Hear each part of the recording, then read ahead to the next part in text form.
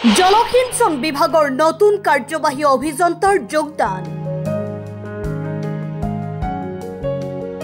নলবাৰী জলসিঞ্চন বিভাগৰ সংমণ্ডল কাৰ্যালয়ৰ নতুন কাৰ্যবাহী অভিযন্তা হিচাপে ৰাজীৱ লাংথাছাই বুধবাৰে যোগদান কৰে। নৱনিযুক্ত কাৰ্যবাহী অভিযন্তা গৰাকীক কাৰ্যালয়ৰ অন্যান্য বিষয়া কৰ্মচাৰীসকলে সম্ভাষণ জনায়। আনহাতে সদ্য বিদায়ী কাৰ্যবাহী অভিযন্তা বিশ্বজিৎ শৰ্মা বিদায় সম্ভাষণ জনোৱা হয়। কাৰ্যালয়টোৰ মুখ্য সহায়ক জাহিদুল হক চৌধুৰীয়ে আধৰা অনুষ্ঠানটোত কাৰ্যালয়ৰ সকলো বিষয়া কৰ্মচাৰী উপস্থিত থাকে।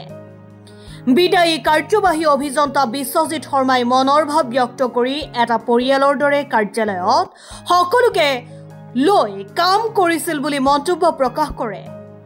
আনহাতে নতুনকৈ যোগদান কৰা কাৰ্যবাহী অভিযন্তা ৰাজীৱ লাংথাছাই সকলোৰে সহায় সহযোগ বিচাৰি কাম কৰি যাব বুলি ব্যক্ত কৰে। আমাৰ পুৰণা ইঞ্জিনিয়াৰ মাননীয় শ্ৰীযুত বিশ্বজিৎ শৰ্মা দেৱে আজি 7 মাহ ইয়াতে থাকিলে, চাৰ্জত থাকিলে। আমাৰ ভাগ্য যে নতুনকৈ এজন আমাক পূৰ্ণ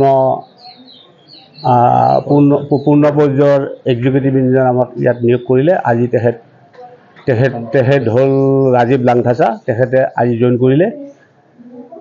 সকলো অনুষ্ঠান আমাৰ সামৰণি পৰিলে এই মুহূৰ্তত। গতিকে তেখেতসকলক বিদায়জনকো মই বিৰাট ভাল পাইছিলোঁ, আমাক যথেষ্ট মৰম কৰিছিলে আৰু আমিও যিমান পাৰোঁ আমি তেখেতক শ্ৰদ্ধা কৰিছিলোঁ।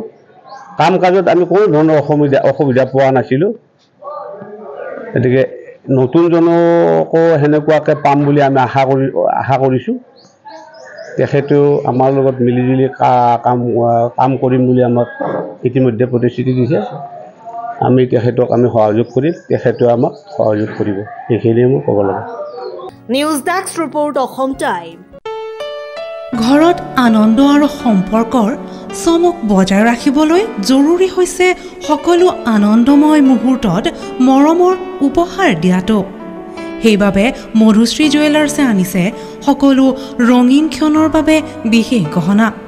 হীৰাৰে হওক, সোণৰে হওক বা ৰূপৰে হওক, শ্ৰেষ্ঠ ডিজাইনছ আৰু হলমাৰ্কযুক্ত গহনাই ৰাখে সম্পৰ্কক নিখুঁত। তেনেহ'লে আজিয়ে আনক আনন্দ মধুশ্ৰী জুৱেলাৰ্ছৰ সৈতে। যোগাযোগ কৰক 7002800341 নাইবা ভিজিট কৰক LNB ৰোড, নলবাৰী, অসম।